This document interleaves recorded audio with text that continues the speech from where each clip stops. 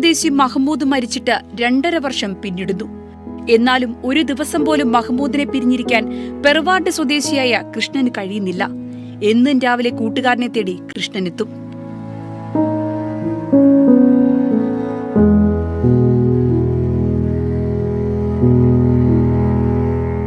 ആരാണ് മഹമ്മൂദ് എന്ന ചോദ്യത്തിന് ചങ്കെന്നാണ് കൃഷ്ണന്റെ ഉള്ളുലയ്ക്കുന്ന മറുപടി.